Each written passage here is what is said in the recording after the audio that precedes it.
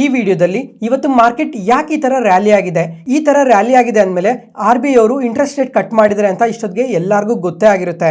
ಮತ್ತೆ ಇದರಿಂದ ಯಾರಿಗೆ ಪಾಸಿಟಿವ್ ಆಗುತ್ತೆ ಮತ್ತೆ ಯಾರ್ಯಾರಿಗೆ ನೆಗೆಟಿವ್ ಆಗುತ್ತೆ ಅಂತ ಈ ವಿಡಿಯೋದಲ್ಲಿ ಪ್ರತಿಯೊಂದನ್ನು ಡೀಟೇಲ್ ಆಗಿ ಮಾತಾಡ್ಕೊಳ್ಳೋಣ. ಅದ್ರ ಜೊತೆಗೆ ಇವಾಗ RBI ಗವರ್ನರ್ ಅವರು ನೋಡ್ಕೊಂಡ್ರೆ ಬರೀ ರೇಟ್ ಕಟ್ ಒಂದನ್ನೇ ಮಾಡಿಲ್ಲ, ತುಂಬಾ ಅಪ್ಡೇಟ್ಸ್ ಸಮೇತ ಕೊಟ್ಟಿದ್ದಾರೆ. ಅದನ್ನ ಪ್ರತಿಯೊಂದನ್ನು ಇವಾಗ ಡೀಟೇಲ್ ಆಗಿ ಮಾತಾಡ್ಕೊಳ್ಳೋಣ. ಯಾವುದೇ ಕಾರಣಕ್ಕೂ ಈ ವಿಡಿಯೋನ ಸ್ಕಿಪ್ ಮಾಡಕ್ಕೆ ಹೋಗಬೇಡಿ, ಕೊನೆ ತನಕ ನೋಡಿ, ತುಂಬಾನೇ ಯೂಸ್ಫುಲ್ ಇನ್ಫಾರ್ಮೇಶನ್ ಇರುತ್ತೆ. Hello friends, welcome to brothers finance and good evening. ಇವತ್ತಿನ ಮಾರ್ಕೆಟ್ ಅಪ್ಡೇಟ್ಸ್ ಏನಂದ್ರೆ, ಸೆನ್ಸೆಕ್ಸ್ 746 ಪಾಯಿಂಟ್ಸ್ ಗೇನ್ ಆಗಿ 82,188 ಅಲ್ಲಿ ಕ್ಲೋಸ್ ಆಗಿದೆ. ನಿಫ್ಟಿ 252 ಪಾಯಿಂಟ್ಸ್ ಗೇನ್ ಆಗಿ 25,003 ಅಲ್ಲಿ ಕ್ಲೋಸ್ ಆಗಿದೆ. ಬ್ಯಾಂಕ್ ನಿಫ್ಟಿ 817 ಪಾಯಿಂಟ್ಸ್ ಗೇನ್ ಆಗಿ 56,578 ಅಲ್ಲಿ ಕ್ಲೋಸ್ ಆಗಿದೆ. ಫ್ರೆಂಡ್ಸ್, ಇವತ್ತು ಮಾರ್ಕೆಟ್ ನೋಡಿದ್ರಾ, ತುಂಬಾನೇ ಪಾಸಿಟಿವ್ ಆಗಿ ರಿಯಾಕ್ಟ್ ಆಗಿದೆ. ಯಾಕಂದ್ರೆ RBI ಗವರ್ನರ್ ಆದ ಸಂಜಯ್ ಮಲ್ಹೋತ್ರಾ ಅವರು ಮಾರ್ಕೆಟ್ ನ ಸರ್ಪ್ರೈಸ್ ಮಾಡಿದ್ದಾರೆ. ಯಾಕಂದ್ರೆ ಈ ಸಲ RBI MPC ಮೀಟಿಂಗ್ ಅಲ್ಲಿ 50 ಬೇಸಿಸ್ ಪಾಯಿಂಟ್ಸ್ ರೇಟ್ ಕಟ್ ಮಾಡಿದ್ದಾರೆ. ಅದರಿಂದನೇ ಮಾರ್ಕೆಟ್ ಇವತ್ತು ಈ ತರ ಪಾಸಿಟಿವ್ ಆಗಿ ರಿಯಾಕ್ಟ್ ಆಗಿರೋದು. ಇವಾಗ ನಿಫ್ಟಿ ನೋಡ್ಕೊಂಡ್ರು ಎಬೋ 25,000 ಅಲ್ಲೇ ಕ್ಲೋಸ್ ಆಗಿದೆ. ಮತ್ತೆ ಬ್ಯಾಂಕ್ ನಿಫ್ಟಿ ನೋಡ್ಕೊಂಡ್ರೆ ಆಲ್ ಟೈಮ್ ಹೈಸ್ ನ ಟಚ್ ಮಾಡಿದೆ. ಅದ್ರ ಜೊತೆಗೆ ಮಿಡ್ ಅಂಡ್ ಸ್ಮಾಲ್ ಕ್ಯಾಪ್ಸ್ ನೋಡಿದ್ರು ಇವತ್ತು ತುಂಬಾನೇ ಪಾಸಿಟಿವ್ ಆಗಿ ರಿಯಾಕ್ಟ್ ಆಗಿದಾವೆ. ಅದ್ರಲ್ಲೂ ಈ ಮಿಡ್ ಕ್ಯಾಪ್ಸ್ ನೋಡಿದ್ರೆ ಎಬೋ 1.5% ಇವತ್ತು ಪಾಸಿಟಿವ್ ಅಲ್ಲಿ ಕ್ಲೋಸ್ ಆಗಿದೆ. ಮತ್ತೆ ಫ್ರೆಂಡ್ಸ್, ಇವಾಗ ನೀವು ಕೇಳ್ಬೋದು, ನಿನ್ನೆ ಮಾರ್ಕೆಟ್ ನ್ಯೂಸ್ ಅಲ್ಲಿ ನೋಡ್ಕೊಂಡ್ರೆ 50 ಬೇಸಿಸ್ ಪಾಯಿಂಟ್ಸ್ ರೇಟ್ ಕಟ್ ಏನಾದ್ರು ಮಾಡಿದ್ರೆ ಅದು ಮಾರ್ಕೆಟ್ಗೆ ನೆಗೆಟಿವ್ ಆಗುತ್ತೆ. ಅದ್ರ ಜೊತೆಗೆ ಬ್ಯಾಂಕ್ಸ್ ನೋಡ್ಕೊಂಡ್ರು ಇದು ತುಂಬಾನೇ ನೆಗೆಟಿವ್ ಆಗುತ್ತೆ ಅಂತ ಹೇಳಿದ್ರಲ್ಲ. ಇವತ್ತು ನೋಡ್ಕೊಂಡ್ರೆ ಬ್ಯಾಂಕ್ ನಿಫ್ಟಿ ತುಂಬಾನೇ ಪಾಸಿಟಿವ್ ಆಗಿ ರಿಯಾಕ್ಟ್ ಆಗಿದೆ, ಆಲ್ ಟೈಮ್ ಹೈಸ್ ಟಚ್ ಮಾಡಿದೆ ಅಲ್ವಾ. ಇದಕ್ಕೆ ರೀಸನ್ ಏನು ಅಂತ ಸಮೇತ ಕೇಳ್ಬೋದು. ಇವಾಗ ಈ RBI MPC ಮೀಟಿಂಗ್ ಅಲ್ಲಿ ಏನೇನು ಅಪ್ಡೇಟ್ಸ್ ಬಂದಿದ್ದಾವೆ ಪ್ರತಿಯೊಂದನ್ನು ಡೀಟೇಲ್ ಆಗಿ ಮಾತಾಡ್ಕೊಳ್ಳೋಣ. ಫ್ರೆಂಡ್ಸ್, ಇವಾಗ ಒಂದ್ಸಲ ಈ ಇಮೇಜ್ ನ ನೋಡಿ, ಇಷ್ಟೊತ್ತಿಗೆಲ್ಲ ಎಲ್ಲರಿಗೂ ಗೊತ್ತೇ ಆಗಿರುತ್ತೆ ಇವಾಗ RBI MPC ಮೀಟಿಂಗ್ ಅಲ್ಲಿ 50 ಬೇಸಿಸ್ ಪಾಯಿಂಟ್ಸ್ ರೇಟ್ ಕಟ್ ಮಾಡಿದ್ದಾರೆ ಅಂತ. ಅದರಿಂದನೇ ಇವತ್ತು ನಮ್ಮ ಮಾರ್ಕೆಟ್ ಈ ತರ ಪಾಸಿಟಿವ್ ಆಗಿ ರಿಯಾಕ್ಟ್ ಆಗಿರೋದು. ಮತ್ತೆ ಇವಾಗ ಪಾಲಿಸಿ ಸ್ಟ್ಯಾನ್ಸ್ ನೋಡ್ಕೊಂಡ್ರೆ ಅಕಾಮಡೇಟಿವ್ ಇಂದ ನ್ಯೂಟ್ರಲ್ ಗೆ ಚೇಂಜ್ ಮಾಡಿದ್ದಾರೆ. ಅಂದ್ರೆ ಕಮಿಂಗ್ ಟೈಮ್ ಅಲ್ಲಿ ಎಕಾನಮಿಯಲ್ಲಿ ಏನಾದ್ರು ಸ್ವಲ್ಪ ಪ್ರಾಬ್ಲಮ್ಸ್ ಬಂದ್ರೆ ಮತ್ತೆ ರೇಟ್ ಕಟ್ ನ ಇನ್ಕ್ರೀಸ್ ಮಾಡೋ ಚಾನ್ಸಸ್ ಕೂಡ ಇದೆ ಅಂತ. ಎಕ್ಸಾಂಪಲ್, ಇವಾಗ ಕಮಿಂಗ್ ಟೈಮ್ ಅಲ್ಲಿ ಇನ್ಫ್ಲೇಷನ್ ಏನಾದ್ರು ಸ್ವಲ್ಪ ಜಾಸ್ತಿ ಆದ್ರೂ ಅಥವಾ GDP ಏನಾದ್ರು ಸ್ವಲ್ಪ ಕಮ್ಮಿ ಆದ್ರೂ ಕಮಿಂಗ್ ಟೈಮ್ ಅಲ್ಲಿ ಇಂಟ್ರೆಸ್ಟ್ ರೇಟ್ ನ ಜಾಸ್ತಿ ಮಾಡ್ಬೋದೇನೋ ಅನ್ನೋ ತರ ಇವಾಗ ನ್ಯೂಟ್ರಲ್ ಅಲ್ಲಿ ಇಟ್ಟಿದ್ದಾರೆ. ಇದೊಂದು ಸ್ವಲ್ಪ ನೆಗೆಟಿವ್ ಅಂತಾನೆ ಅರ್ಥ ಮಾಡ್ಕೊಬೇಕು. ನೆಕ್ಸ್ಟ್ ಅದಾದ್ಮೇಲೆ ಇವಾಗ CRR ಕಟ್ ಬಗ್ಗೆ ಮಾತಾಡ್ಕೊಳ್ಳೋಣ. ಇವಾಗ ಕರೆಕ್ಟ್ ಆಗಿ 10 ಗಂಟೆ ಟೈಮಲ್ಲಿ ನೋಡ್ಕೊಂಡ್ರೆ RBI ಗವರ್ನರ್ ಅವರು ಫಸ್ಟ್ ಬಂದು 50 ಬೇಸಿಸ್ ಪಾಯಿಂಟ್ಸ್ ರೇಟ್ ಕಟ್ ಮಾಡ್ತೀವಿ ಅಂತ ಹೇಳಿದ್ರು. ಆ ಟೈಮಲ್ಲಿ ನೋಡ್ಕೊಂಡ್ರೆ ಮಾರ್ಕೆಟ್ ಎಲ್ಲ ತುಂಬಾನೇ ಪಾಸಿಟಿವ್ ಆಗಿ ರಿಯಾಕ್ಟ್ ಆಯ್ತು. ಇವಾಗ ನಿಫ್ಟಿ 50 ಚಾರ್ಟ್ ಆದ್ರೂ ನೋಡಿ, ಸೆನ್ಸೆಕ್ಸ್ ಚಾರ್ಟ್ ಆದ್ರೂ, ಬ್ಯಾಂಕ್ ನಿಫ್ಟಿ ಚಾರ್ಟ್ ಆದ್ರೂ, ಪ್ರತಿ ಒಂದು ಚಾರ್ಟ್ ನೋಡ್ಕೊಂಡ್ರು ತುಂಬಾನೇ ಪಾಸಿಟಿವ್ ಆಗಿ ರಿಯಾಕ್ಟ್ ಆಯ್ತು. ಆದ್ರೆ ವಿತಿನ್ 2 or 3 ಮಿನಿಟ್ಸ್ ಅಲ್ಲಿ ಒಂದ್ಸಲ ಬ್ಯಾಂಕ್ ನಿಫ್ಟಿ ನೋಡಿ ತುಂಬಾನೇ ಫಾಲ್ ಆಯ್ತು. ಯಾಕಂದ್ರೆ ಈ ತರ 50 ಬೇಸಿಸ್ ಪಾಯಿಂಟ್ಸ್ ರೇಟ್ ಕಟ್ ಮಾಡಿದ್ರೆ ಅದು ಬ್ಯಾಂಕ್ಸ್ಗೆ ನೆಗೆಟಿವ್ ಆಗುತ್ತೆ. ಯಾಕಂದ್ರೆ ಕಮಿಂಗ್ ಟೈಮ್ ಅಲ್ಲಿ ಡೆಪಾಸಿಟ್ಸ್ ಏನಾದ್ರೂ ಕಮ್ಮಿ ಆಗೋ ಚಾನ್ಸಸ್ ಇದೆ ಅಂತ ಈ ತರ ಫಾಲ್ ಆಯ್ತು. ಆದ್ರೆ ವಿತಿನ್ 2 or 3 ಮಿನಿಟ್ಸ್ ಅಲ್ಲಿ ಮತ್ತೆ RBI ಗವರ್ನರ್ ಅವರು CRR ಕಟ್ ನ ತಂದ್ರು.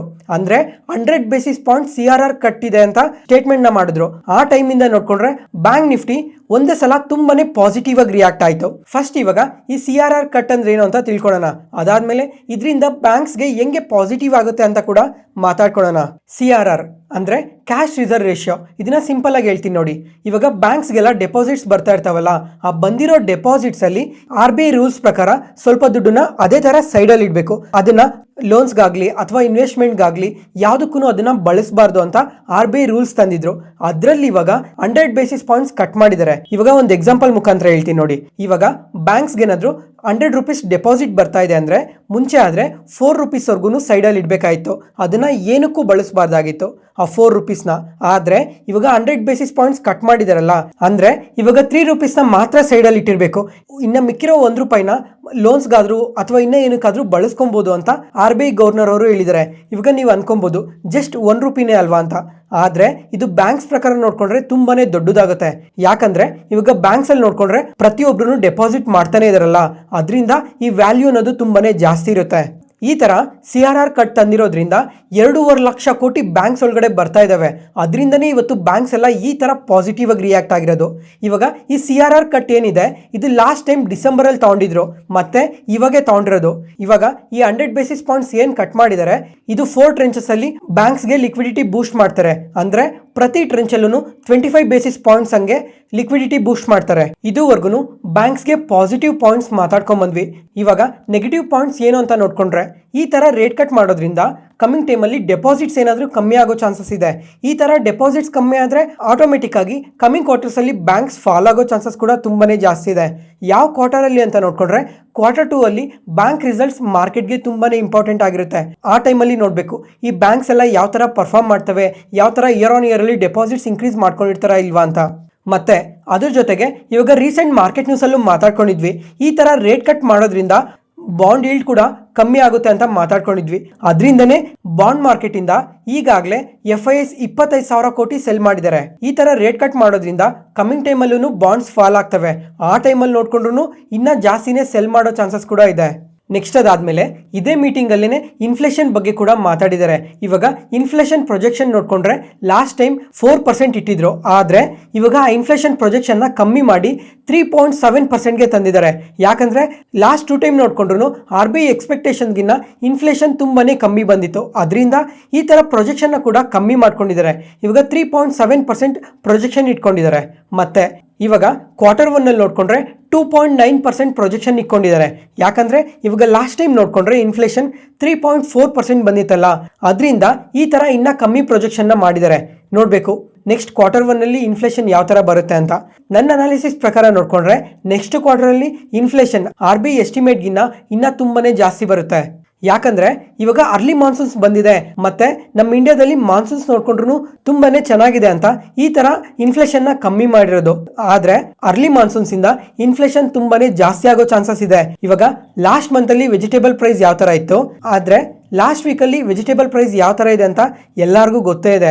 ಅದರಿಂದ ಈ Q1 ಅಲ್ಲಿ ಜಾಸ್ತಿ ಆಗೋ ಚಾನ್ಸಸ್ ಕೂಡ ಇದೆ. ಅದ್ರ ಜೊತೆಗೆ GDP ಗ್ರೋತ್ ಎಸ್ಟಿಮೇಷನ್ ಕೂಡ ರಿಲೀಸ್ ಮಾಡಿದ್ದಾರೆ. ಇದ್ರ ಪ್ರಕಾರ ನೋಡ್ಕೊಂಡ್ರೆ ಇವಾಗ ಪ್ರತಿ ಕ್ವಾರ್ಟರ್ನು ಎಬೋ 6.5% ಗಿನ್ನ ಜಾಸ್ತಿನೇ ಎಸ್ಟಿಮೇಟ್ ಮಾಡ್ತಾ ಇದ್ದಾರೆ. ನೋಡೋಣ ಕಮಿಂಗ್ ಕ್ವಾರ್ಟರ್ಸ್ ಅಲ್ಲಿ GDP ಯಾವ ತರ ಬರುತ್ತೆ ಅಂತ. ನೆಕ್ಸ್ಟ್ ಇವಾಗ ಈ ತರ ರೇಟ್ ಕಟ್ ಮಾಡಿರೋದ್ರಿಂದ ಇವತ್ತು ರಿಯಾಲಿಟಿ ಸೆಕ್ಟರ್ ನೋಡಿದ್ರ ನಿಯರ್ಲಿ 5% ವರೆಗೂ ಪಾಸಿಟಿವ್ ಆಗಿ ರಿಯಾಕ್ಟ್ ಆಗಿದೆ. ಅದ್ರ ಜೊತೆಗೆ ಈ ರಿಯಾಲಿಟಿ ಕಂಪನೀಸ್ ಎಲ್ಲ ಇವತ್ತು ಎಬೋ 5% ಪಾಸಿಟಿವ್ ಆಗಿ ರಿಯಾಕ್ಟ್ ಆಗಿದೆ. ಮತ್ತೆ ಇವಾಗ CLSA ಅವ್ರು ನೋಡ್ಕೊಂಡ್ರೆ 6 ರಿಯಾಲಿಟಿ ಸ್ಟಾಕ್ಸ್ ನ ಪಿಕ್ ಮಾಡಿ ಕಮಿಂಗ್ ಟೈಮಲ್ಲಿ ಈ ರೇಟ್ ಕಟ್ ಇಂದ ಈ ಕಂಪನೀಸ್ ಎಲ್ಲ ಬೆನಿಫಿಟ್ ಆಗೋ ಚಾನ್ಸಸ್ ಜಾಸ್ತಿ ಇದೆ ಅಂತ ಈ 6 ಕಂಪನೀಸ್ ನ ಪಿಕ್ ಮಾಡಿದ್ದಾರೆ. ಒಂದ್ಸಲ ಇಮೇಜ್ ನ ನೋಡಿ ಯಾವ್ಯಾವ ಕಂಪನೀಸ್ಗೆ ಬೆನಿಫಿಟ್ ಆಗುತ್ತೆ ಅಂತ ಕ್ಲಿಯರ್ ಆಗಿ ಗೊತ್ತಾಗುತ್ತೆ. ಅದ್ರ ಜೊತೆಗೆ ಆಟೋ ಕಂಪನೀಸ್ಗಾಗ್ಲಿ ಅಥವಾ ಅಫೋರ್ಡಬಲ್ ಹೌಸಿಂಗ್ ಫಿನಾನ್ಸ್ ಅಲ್ಲಿ ಯಾವ್ಯಾವ ಕಂಪನೀಸ್ ವರ್ಕ್ ಮಾಡ್ತಾ ಇದಾವೋ ಅವಕ್ಕೆಲ್ಲ ಕೂಡ ಪಾಸಿಟಿವ್ ಆಗೋ ಚಾನ್ಸಸ್ ಜಾಸ್ತಿನೇ ಇದೆ. ನೆಕ್ಸ್ಟ್ ಅದಾದ್ಮೇಲೆ US ಮಾರ್ಕೆಟ್ ಬಗ್ಗೆ ಮಾತಾಡ್ಕೊಳ್ಳೋಣ. US ಮಾರ್ಕೆಟ್ ನೋಡ್ಕೊಂಡ್ರೆ ನಿನ್ನೆನೂ ಸ್ವಲ್ಪ ನೆಗೆಟಿವ್ ಅಲ್ಲಿ ಕ್ಲೋಸ್ ಆಗಿದೆ. ಅದಾದ್ಮೇಲೆ ಇವಾಗ ನೀವು ಯಾವುದೇ ಫಿನಾನ್ಷಿಯಲ್ ಪ್ಲಾಟ್ಫಾರ್ಮ್ಸ್ ಓಪನ್ ಮಾಡಿದ್ರು ಮತ್ತೆ ಯಾವುದೇ ನ್ಯೂಸ್ ಚಾನಲ್ ಅಲ್ಲಿ ನೋಡಿದ್ರು ಡೊನಾಲ್ಡ್ ಟ್ರಂಪ್ ಮತ್ತೆ ಎಲಾನ್ ಮಸ್ಕ್ ಅವ್ರ ಬಗ್ಗೆ ಒಂದಲ್ಲ ಒಂದು ಅಪ್ಡೇಟ್ ಬರ್ತಾನೆ ಇರುತ್ತೆ. ಇವಾಗ ಇವರಿಬ್ಬರ ಮಧ್ಯೆ ಏನ್ ನಡೆದಿದೆ, ಏನಕ್ಕೋಸ್ಕರ ನಡೀತಾ ಇದೆ ಅಂತ ಸ್ವಲ್ಪ ಎಕ್ಸ್ಪ್ಲೈನ್ ಮಾಡ್ತೀನಿ ನೋಡಿ. ಇವಾಗ ರೀಸೆಂಟ್ ಆಗಿ ನೋಡ್ಕೊಂಡ್ರೆ ಡೊನಾಲ್ಡ್ ಟ್ರಂಪ್ ಅವರು ಬಿಗ್ ಬ್ಯೂಟಿಫುಲ್ ಟ್ಯಾಕ್ಸ್ ಅಂತ ಒಂದು ಪಾಲಿಸಿನ ತಂದ್ರು. ಅಂದ್ರೆ ಇವಾಗ ಜನಗಳಿಗೆ ಸ್ವಲ್ಪ ಟ್ಯಾಕ್ಸ್ ರಿಲೀಫ್ ನ ಕೊಡೋದಕ್ಕೋಸ್ಕರ ಈ ಬಿಲ್ ನ ತಂದಿದ್ದಾರೆ. ಮತ್ತೆ ಈ ತರ ಟ್ಯಾಕ್ಸ್ ಕಟ್ ಮಾಡೋದ್ರಿಂದ ಗೌರ್ಮೆಂಟ್ ಸ್ಪೆಂಡಿಂಗ್ ಅನ್ನೋದು ಕಮ್ಮಿ ಆಗುತ್ತೆ ಅಂತ ಎಲಾನ್ ಮಸ್ಕ್ ಅವರು ಹೇಳ್ತಾ ಇದ್ದಾರೆ.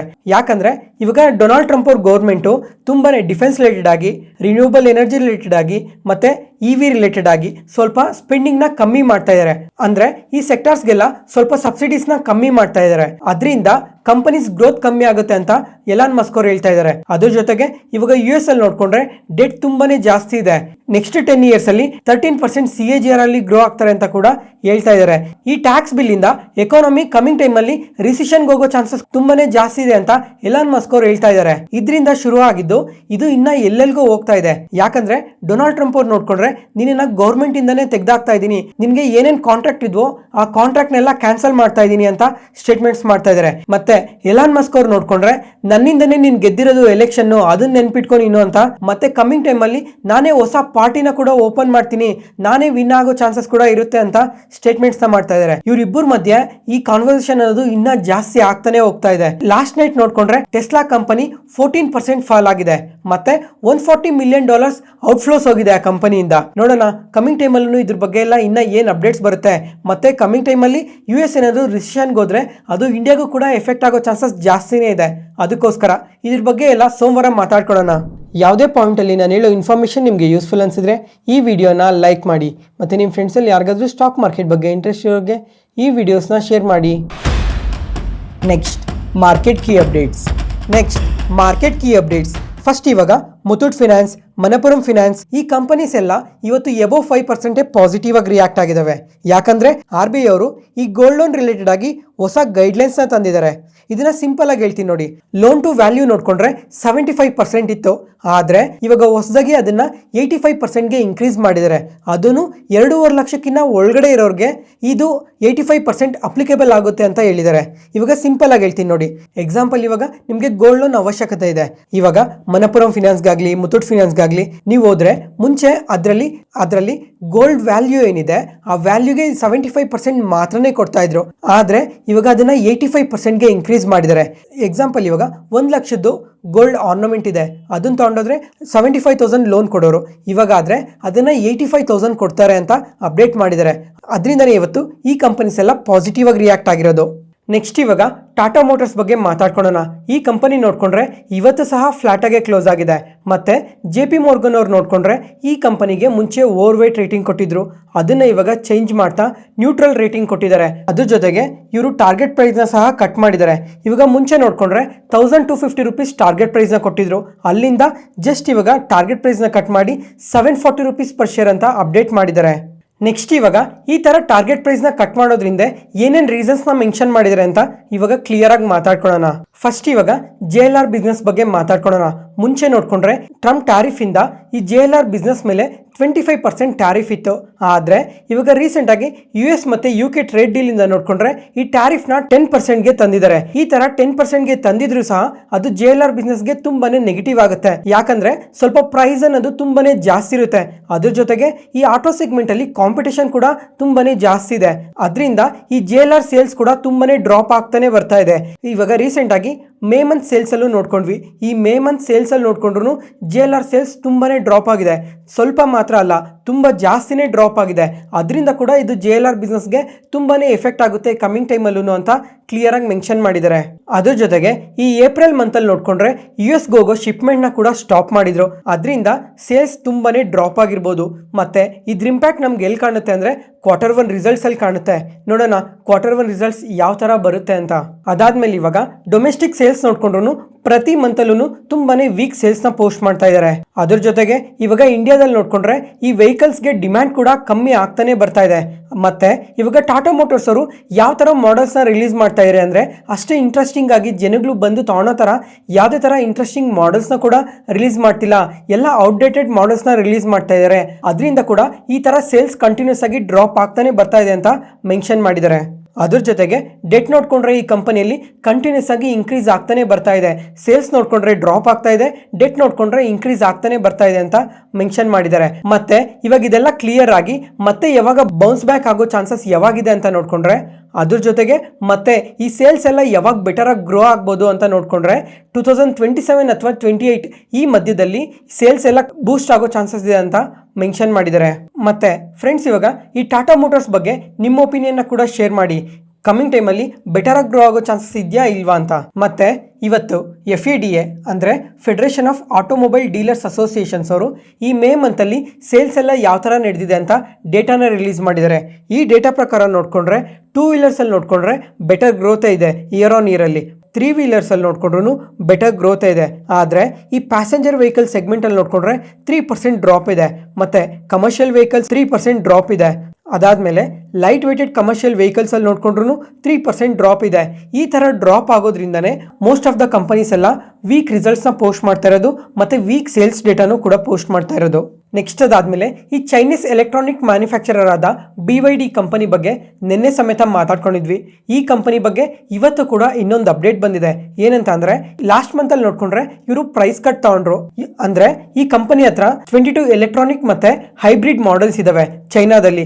ಈ ಕಾರ್ ಪ್ರೈಸಸ್ ಮೇಲೆ ಪ್ರೈಸ್ ಕಟ್ ತಗೊಂಡ್ರು. ಪ್ರತಿ ಕಾರ್ ಮೇಲೂ 10% ಇಂದ 34% ವರ್ಗು ಪ್ರೈಸ್ ಕಟ್ ತಗೊಂಡ್ರು. ಯಾಕಂದ್ರೆ ಸೇಲ್ಸ್ ನ ಬೂಸ್ಟ್ ಮಾಡೋ ಕಾರಣದಿಂದ ಈ ತರ ಪ್ರೈಸ್ ಕಟ್ ತಗೊಂಡ್ರು.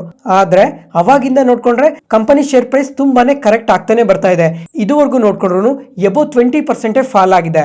ಮತ್ತೆ $20 ಬಿಲಿಯನ್ ಮಾರ್ಕೆಟ್ ಕ್ಯಾಪ್ ನ ಕೂಡ ಲೂಸ್ ಮಾಡ್ಕೊಂಡಿದ್ದಾರೆ. ಮತ್ತೆ ಫ್ರೆಂಡ್ಸ್, ಇವಾಗ ಈ BYD ಕಂಪನಿ ಏನಿದೆ ಇವ್ರ ಕಾರ್ ಪ್ರೈಸಸ್ ನೋಡ್ಕೊಂಡ್ರೆ ನೋಡ್ಕೊಂಡ್ರೆ ಸ್ವಲ್ಪ ಬೇರೆ ಕಂಪನೀಸ್ಗೆಲ್ಲ ಕಂಪೇರ್ ಮಾಡ್ಕೊಂಡ್ರೆ ಕಮ್ಮಿ ಪ್ರೈಸಸ್ ಅಲ್ಲೇನೆ ಸೆಲ್ ಮಾಡ್ತಾರೆ. ಆದ್ರೆ ಅದ್ರ ಜೊತೆಗೆ ಇವರು ಪ್ರೈಸ್ ಕಟ್ನ ಕೂಡ ತಗೊಂಡ್ರಲ್ಲ. ಏನಕ್ಕೆ ಈ ತರ ಪ್ರೈಸ್ ಕಟ್ ತಗೊಂಡ್ರು ಅಂತಂದ್ರೆ ಈ ಕಂಪನಿಗೆ 2025 ಅಲ್ಲಿ ಒಂದು ಗೋಲ್ನ ಇಟ್ಕೊಂಡಿದ್ರು. ಏನಂದ್ರೆ 5.5 ಮಿಲಿಯನ್ ಕಾರ್ಸ್ನ ಇದೇ ವರ್ಷದಲ್ಲೇನೆ ಸೇಲ್ ಮಾಡಬೇಕು ಅಂತ ಗೋಲ್ ಇಟ್ಕೊಂಡಿದ್ರು. ಆದ್ರೆ ಆ ಗೋಲ್ಗೆ ರೀಚ್ ಆಗೋದಕ್ಕೆ ತುಂಬಾನೇ ಕಷ್ಟ ಆಗ್ತಿತ್ತು. ಅದರಿಂದ ಈ ತರ ಪ್ರೈಸ್ ಕಟ್ನ ಮಾಡಿದ್ರು. ಆದ್ರೆ ಜನಗಳು ನೋಡ್ಕೊಂಡ್ರು ಅಷ್ಟು ಅಗ್ರೆಸಿವ್ ಆಗಿ ಏನು ಈ ಕಾರ್ನ ಬೈ ಮಾಡಲಿಲ್ಲ. ಅದ್ರ ಜೊತೆಗೆ ಶೇರ್ ಪ್ರೈಸ್ ಕೂಡ ಕಂಟಿನ್ಯೂಸ್ ಆಗಿ ಡ್ರಾಪ್ ಆಗ್ತಾ ಬಂದಿದೆ. ಯಾಕಂದ್ರೆ ಇವಾಗ ಈ ತರ ಕಾರ್ ಪ್ರೈಸ್ ಕಟ್ ಮಾಡೋದ್ರಿಂದ ಇವ್ರ ಪ್ರಾಫಿಟ್ ಮಾರ್ಜಿನ್ಸ್ ಮೇಲೆ ಎಫೆಕ್ಟ್ ಆಗೋ ಚಾನ್ಸಸ್ ಇದೆ ಅಂತ ಇನ್ವೆಸ್ಟರ್ಸ್ ಕೂಡ ಯೋಚನೆ ಮಾಡಿ ಕಂಟಿನ್ಯೂಸ್ ಆಗಿ ಸೆಲ್ ಮಾಡ್ತಾನೆ ಬರ್ತಾ ಇದ್ದಾರೆ. ಅದರಿಂದ ಶೇರ್ ಪ್ರೈಸ್ ಕೂಡ ಫಾಲ್ ಆಗ್ತಾ ಇದೆ. ಕಾರ್ಸ್ ನೋಡ್ಕೊಂಡ್ರು ಅಷ್ಟಾಗಿ ಸೇಲ್ ಆಗ್ತಿಲ್ಲ. ಅದ್ರ ಜೊತೆಗೆ ಇವಾಗ ಟ್ರಂಪ್ ಟ್ಯಾರಿಫ್ ಹೈಕ್ ಇಂದ ನೋಡ್ಕೊಂಡ್ರು ಈ ಕಂಪನಿಗೆ ತುಂಬಾನೇ ಎಫೆಕ್ಟ್ ಆಗ್ತಾನೆ ಬರ್ತಾ ಇದೆ. ಓವರ್ ಆಲ್ ಈ ಎಲ್ಲಾ ರೀಸನ್ಸ್ ಇಂದ ಕಂಟಿನ್ಯೂಸ್ ಆಗಿ ಫಾಲ್ ಆಗ್ತಾನೆ ಬರ್ತಾ ಇದೆ. NTPC ಗ್ರೀನ್ ಎನರ್ಜಿ ಈ ಕಂಪನಿ ಬಗ್ಗೆ ಒಂದಲ್ಲ ಒಂದು ಅಪ್ಡೇಟ್ ಬರ್ತಾನೆ ಇದೆ.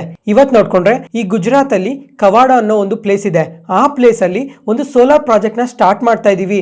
ಇದ್ರ ಟೋಟಲ್ ಕೆಪಾಸಿಟಿ ಬಂದು 1225 ಮೆಗಾವಾಟ್ಸ್ ಅಂತ ಒಂದು 6 ಮಂತ್ಸ್ ಬ್ಯಾಕ್ ಅಪ್ಡೇಟ್ ಮಾಡಿದ್ರು. ಇವಾಗ ಈ ಪ್ರಾಜೆಕ್ಟ್ ಅಲ್ಲಿ ನೋಡ್ಕೊಂಡ್ರೆ ಫಸ್ಟ್ ಫೇಸ್ ಅಲ್ಲಿ 110 ಮೆಗಾವಾಟ್ಸ್ ಪವರ್ ನ ಜನರೇಟ್ ಮಾಡ್ತಾ ಇದೀವಿ ಅಂತ ಅಪ್ಡೇಟ್ ಮಾಡಿದ್ದಾರೆ. ಮತ್ತೆ ಇಲ್ಲಿ ಜನರೇಟ್ ಆಗಿರೋ ಪವರ್ ನ ಕಮರ್ಷಿಯಲ್ ಆಗಿ ಸೆಲ್ ಮಾಡೋದಕ್ಕೂ ಇವಾಗ ರೆಡಿ ಇದೀವಿ ಅಂತ ಕೂಡ ಮೆನ್ಷನ್ ಮಾಡಿದ್ದಾರೆ.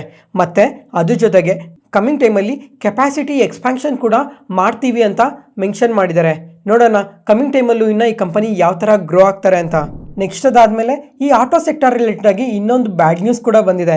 ಏನಂತ ಅಂದ್ರೆ ಈ ಕಾರ್ಸ್ ಮೇಲೆಲ್ಲ ಈ ಥರ್ಡ್ ಪಾರ್ಟಿ ಇನ್ಶೂರೆನ್ಸ್ ಇರುತ್ತಲ್ಲ, ಇನ್ಶೂರೆನ್ಸ್ ಕಾಸ್ಟ್ ನ ಇನ್ಕ್ರೀಸ್ ಮಾಡೋದಕ್ಕೆ ಯೋಚನೆ ಮಾಡ್ತಾ ಇದ್ದಾರೆ ಅಂತ ಅಪ್ಡೇಟ್ ಆಗಿದೆ. ಮತ್ತೆ ಈ ರೋಡ್ ಮಿನಿಸ್ಟರ್ ಅವ್ರು ನೋಡ್ಕೊಂಡ್ರೆ ನೆಕ್ಸ್ಟ್ 2 or 3 ವೀಕ್ಸ್ ಅಲ್ಲಿ ಇದ್ರ ಬಗ್ಗೆ ಕಂಪ್ಲೀಟ್ ಇನ್ಫಾರ್ಮೇಶನ್ ನ ಶೇರ್ ಮಾಡ್ತೀವಿ ಅಂತ ಹೇಳಿದ್ದಾರೆ. ಇವಾಗ IRDA ಅವ್ರು ನೋಡ್ಕೊಂಡ್ರೆ ಮಿನಿಮಮ್ 18% ವರ್ಗು ಈ ಥರ್ಡ್ ಪಾರ್ಟಿ ಇನ್ಶೂರೆನ್ಸ್ ಈ ಟ್ರಾನ್ಸ್ಪೋರ್ಟ್ ಮಿನಿಸ್ಟರ್ಗೆ ಸಜೆಸ್ಟ್ ಮಾಡ್ತಾ ಇದ್ದಾರೆ. ಮತ್ತೆ ಈ ಟ್ರಾನ್ಸ್ಪೋರ್ಟ್ ಮಿನಿಸ್ಟರ್ ಅವ್ರು ನೋಡ್ಕೊಂಡ್ರೆ 20% ಇಂದ 25% ವರ್ಗು ಇನ್ಕ್ರೀಸ್ ಮಾಡಬೇಕು ಅಂತ ಯೋಚನೆ ಮಾಡ್ತಾ ಇದ್ದಾರೆ. ಅದಾದ್ಮೇಲೆ ಇವಾಗ ಅನಲಿಸ್ಟ್ ಏನ್ ಹೇಳ್ತಾ ಇದ್ದಾರೆ ಅಂದ್ರೆ ಅಟ್ಲೀಸ್ಟ್ 20% ವರ್ಗುನಾದ್ರೂ ಇನ್ಕ್ರೀಸ್ ಮಾಡಿದ್ರೆ ಅದು ಇನ್ಶೂರೆನ್ಸ್ ಕಂಪನೀಸ್ಗೆ ತುಂಬಾನೇ ಅಡ್ವಾಂಟೇಜ್ ಆಗುತ್ತೆ ಅಂತ ಮೆನ್ಷನ್ ಮಾಡಿದ್ದಾರೆ.